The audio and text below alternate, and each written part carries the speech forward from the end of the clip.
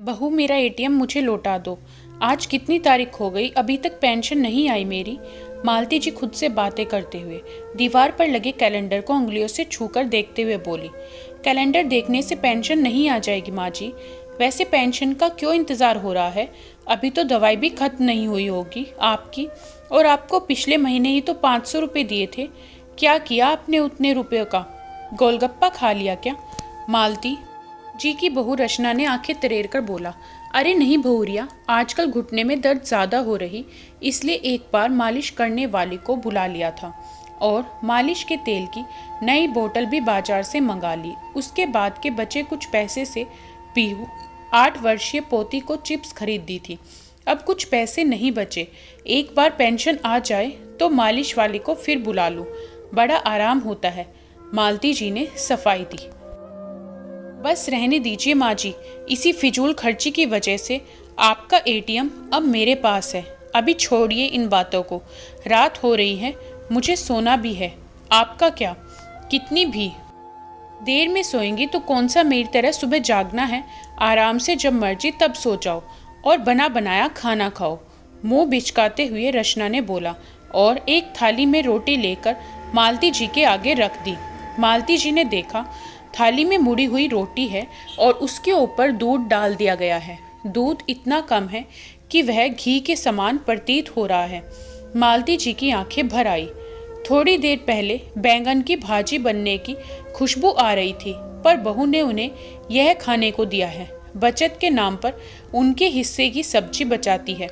अपनी झुर्रियां पड़ी गालों पर आए कुछ निरीह बूंदों को अपने सूती साड़ी के आंचल से उन्होंने पोंछ लिया और खाने की थाली को प्रणाम कर भूखे सोने चली गई। माँ माँ की आवाज़ से मालती जी की सुबह जब आंखें खुली तो सामने उनका बेटा मनोज खड़ा था। तुमने रात में खाना नहीं खाया? रचना ने तुम्हारे खाने की थाली को देखकर मुझे अभी बताया। वो बेटा, तू तो जानता है तेरी माँ को मीठा नहीं चटपटा पसंद है। ऊपर से दूध भी इतना कम था कि सूखी रोटी खाने की इच्छा नहीं हुई। मालती जी बोली, माँ, अगर चिप्स से पेट भर गया तो बताओ न, झूठ क्यों बोल रही हो? पीहू के हिस्से का दूध तुम्हें तुम्हारी बहू देती ताकि तुम स्वस्थ रहो। अब बुढ़ापा में इतना चटोरापन से ठीक नहीं। बीमार पड़ोगी तो कितना खर्च होगा। सही से खाना पीना तुम्हारे उम्र का तकाजा है, समझा करो माँ। मनोज एक सांस में बोलता गया।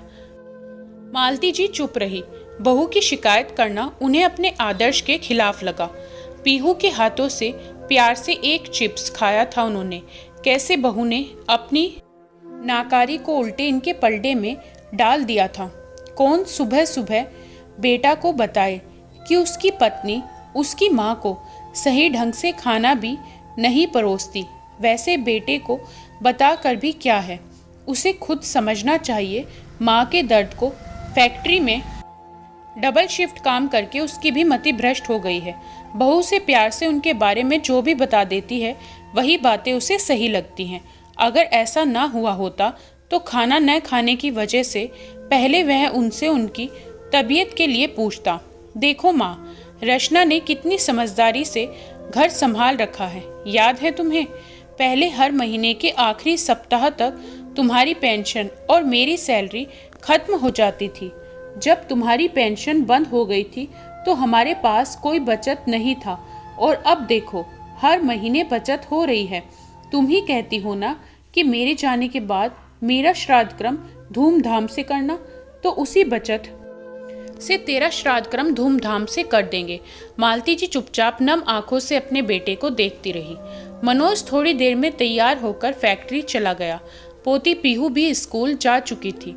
मालती जी नहा धोकर जो बहू ने परोसा खाकर बाहर निकल आई। सामने पार्क में बेंच पर बैठकर वह सोचने लगी, अभी तक पेंशन नहीं आई, कहीं पिछली बार की तरह किसी वजह से रुक तो न गई। जरा बैंक जाकर पता करती हूँ। दवाई भी खत्म होने वाली है, ऊपर से ये मुआ घुटने का दर्द। एक पैसे नहीं बचे, कैसे बुलाऊं मालिश वाली को? घर के बाहर चिर परिचित रिक्शे वाले से आग्रह कर मालती जी बैंक पहुंच गई। वहां जाकर बैंक अधिकारी की बातें सुन उनके पाँव के नीचे की जमीन खिसक गई। आंटी पेंशन तो आ गई है, लगभग सारे पैसे भी निकल गए हैं, वह भी एटीएम से। ये कल की बात है। मालती जी अधिकारी को अपने घर की कहानी न बताकर वापस आ गई। उन्हें अपने पति की बात याद आने लगी। मालती, मेरे जाने के बाद ये एटीएम संभाल कर रखना। मैंने अपने और तुम्हारे लिए पेंशन प्लान ले रखा है। दोनों में से कोई भी पहले जाएंगे तो दूसरा अकेले रह जाएगा। मैं तो तुम्हारे बिना रह जाऊंगा, पर तुम कैसे रहोगी मेरे बिना, मेरी नासमझ पत्नी। इसलिए यह सब बता रहा हूँ। मेरे जाने के बाद अपनी पसंद की साग सब्जी खुद से खरीद लाना और अपनी पसंद का गोलगप्पा भी खाना। दिल करे तो पूजा के लिए मंदिर में दान करना और अपनी खुशी से पर्व त्योहार में बच्चों को आशीर्वाद स्वरूप कुछ रुपये भी देना। जब पैसा तुम्हारे पास है तो स्वतंत्रता भी पास है।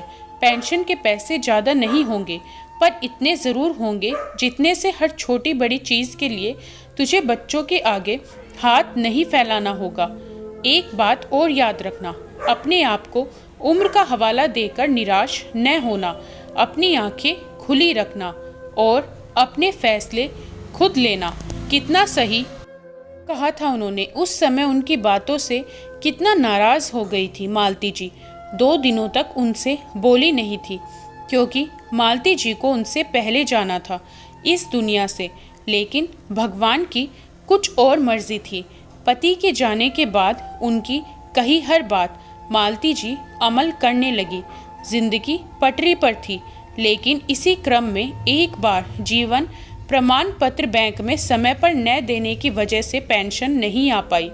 उस महीने सारा खर्च मनोज को करना पड़ा। पति के जाने के बाद मालती जी बीमार भी रहने लगी थी। माँ के बीमारी पर खर्च करने में 1 महीने में मनोज की हालत खराब हो गई। वह झल्लाने लगा। हर छोटी छोटी बातों पर घर में लड़ाई होने लगी। एक एक पैसे का हिसाब होने लगा और बात ले देकर मालती जी के पेंशन पर आ गई। माँ, आप अपने पेंशन को सेव क्यों नहीं करती? आपके सारे पेंशन के पैसे कहाँ चले जाते हैं? अगर आपने फिजूल खर्ची नहीं की होती तो अभी आपके पास अकाउंट में कुछ तो पैसे होते और आज हमारा यह हाल नहीं होता। आपकी दवाई का खर्च निकालूं या पीहू के ट्यूशन का फीस भरूं? मनोज गुस्से से बिलबिला रहा था। मनोज की बातों से मालती जी टूट गई थी। छोटी नौकरी में मनोज के पापा ने इसे पढ़ाया लिखाया, औकात से अधिक हर सुविधा दी और आज एक माँ का खर्च इसके लिए बोझ बन गया है। अपनी पसंद की सब्जी लाती हूँ तो पूरे परिवार के सब्जी का खर्च कम होता है। पोती को प्यार से कुछ खरीद देती हूँ तो दादी होने का सुख मिलता है और कभी कभी रोड किनारे से गोलगप्पे खा लेती हूँ तो ये फिजूल खर्ची कैसे हो गई? हर महीने अपने लिए सर्फ, साबुन, दवाई और कुछ ड्राई फ्रूट मंगाती हूँ तो यह भी उन्हीं का खर्च कम करती हूँ। अगर मैं ना करती तो इन्हें ये सब करना होता। खैर, बेटे के बातों से दिल इतना टूट गया कि उन्होंने अपना एटीएम बहू को दे दिया और कहा, मेरे एटीएम को रख और सारे खर्च करके बाद बचत भी करना, ताकि कभी मैं बीमार पड़ी तो उस बचत से मेरा इलाज हो, और अगर बीमार पड़े बिना मर जाऊं तो उस बचत से मेरा श्राद्ध कर्म कर देना। तभी से एटीएम रचना के पास था। कुछ मालती जी की तंद्रा कोलबेल की आवाज़ से भंग हुई। जब वह कमरे से बाहर आई तो रचना दरवाजे पर खड़े किसी व्यक्ति से कुछ ले रही थी। इन्हें देख उसने उस सामान को अपने आंचल में छुपा लिया और बिना मालती जी से कुछ कहे अपने कमरे में चली गई। मालती जी को सारी बातें समझ आ गई। अभी दरवाजे पर जिस व्यक्ति को उन्होंने देखा था वह गहनों की दुकान पर काम करता था। रचना ने उसे इनके पेंशन के पैसे देकर कोई जेवरात बनवाया होगा, यानी जब से इन्होंने से एटीएम दिया है वह उस पैसे को निकाल अपना खर्च करती है और जब मनोज की तनख्वाह आती है तो उससे इनकी दवाई मंगाती है और 500 रुपये देती है। उन्हें यह भी समझ आ गई कि क्यों उन्हें हर महीने 5 दिन देर से दवाई मिलती है। मनोज की सैलरी महीने खत्म होने पर आती है, जबकि उनकी पेंशन महीने खत्म से 5 दिन पहले आती है। मालती जी गुस्से से बड़बड़ाने लगी। यही इसकी बचत है। जब से एटीएम दिया, न सही से सब्जी खाने को मिलती है, न मंदिर में दान किया, और अपनी पसंद के गोलगप्पे को खाए कई महीने हो गए। हर ज़रूरत और शौक के लिए इनसे मांगना पड़ता है। एक मालिश के तेल के लिए 5 दिन से दर्द सह रही हूँ। पीहू को भी कुछ देने से पहले सोचना पड़ता है। सही कहते थे मनोज के पापा, एटीएम तेरी आज़ादी है। जब तक यह तेरे पास है तब तक तू स्वतंत्र है। इसी के बदौलत तू अपना ख्याल रख सकती है। मालती जी अपने पति के तस्वीर के पास जाकर रोने लगी। सही कहते थे आप, आपकी पत्नी नासमझ है। अच्छा हुआ आप यह दिन देखने से पहले चले गए। मुझे भी अपने पास बुला लो। तभी पीहू दौड़ते आई और उनके गले से लिपट गई। पीहू मेरी रानी पोती, कैसी है मेरी जान? आज क्या पढ़ाई हुई स्कूल में? पोती के माथे को चूमते उन्होंने कहा, दादी तुम्हें पता है गीता में कहा गया है, अन्याय सहना अन्याय करने से ज़्यादा बड़ा पाप है। आज हमारी मोटिवेशनल क्लास थी। पीहू मुस्कुराते बोली और फिर भागते हुए दूसरे कमरे में चली गई। पीहू चली गई पर कुछ ऐसा कह गई जिसकी मालती जी को सबसे ज़्यादा ज़रूरत थी।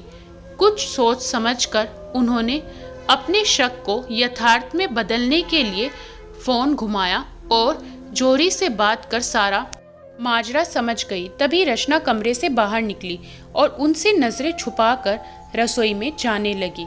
सुन बहुरिया, आज खाने में दूध रोटी नहीं, पालक की पकौड़ी वाली सब्जी बना। तुझे जब से एटीएम दिया है तूने ऐसी बचत शुरू की है कि अच्छा खाने को तरस गई हूँ। मालती जी ने ऊंची आवाज़ में कहा। माँ जी थोड़ा तो उम्र के तकाजे को ध्यान में रखिए। इस बुढ़ापे में इतना चटर पटर खाना ठीक नहीं। पालक अभी 100 रुपये किलो है और तेल भी बहुत महंगा है। बचत नहीं करूँगी तो आपके बीमारी और श्राद्ध में कैसे खर्च करूँगी? मुंह घुमाते हुए रचना ने तपाक से जवाब दिया, मेरे श्राद्ध को छोड़, वह तो मरने के बाद की बात है। अभी मैं जीवित हूँ। पहले ये बता कि तेरे पाँव में ये नए चांदी के बिछिए कहाँ से आए? मेरे पेंशन के पैसे से बचत करके। मालती जी बोली। पेंशन के पैसे? नहीं नहीं, ये तो मेरी माँ ने मेरे लिए भेजे थे। अपनी झूठ पकड़े जाने से रचना हकलाने लगी। देख बहुरिया, मुझे सब पता है। आज मैं बैंक गई थी। तू हर महीने पेंशन आते ही एटीएम से निकाल लेती है और मुझ पर खर्च की जगह अपने लिए पायल और बिछुआ बनवाती है। अभी मैंने जौहरी के नौकर को दरवाजे पर भी देखा है। तुझे एटीएम देकर मैंने गलती कर दी। अभी के अभी मेरा एटीएम मुझे वापस कर, वरना तेरी सारी करतूत मनोज को बता दूंगी।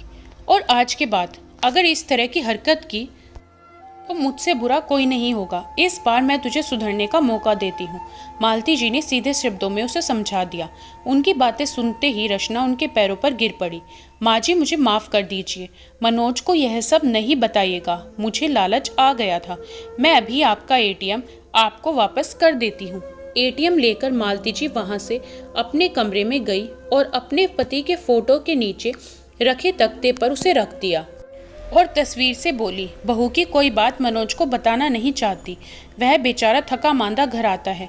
मेरी बातों से घर की शांति भंग होगी। रचना शायद आज की घटना के बाद अपनी हरकतों से बाज आ जाए। उसे सद्बुद्धि देना। मैं चली मालिश वाली को फ़ोन करने। कल उसे बुला लूँगी और उससे पहले एटीएम से खाते में बचे कुछ रुपये निकाल लूँगी। आपने सही कहा था, एटीएम बुढ़ापे का सहारा है। आपने जाने के बाद भी मेरा उतना ही ख्याल रखा जितना पहले रखते थे।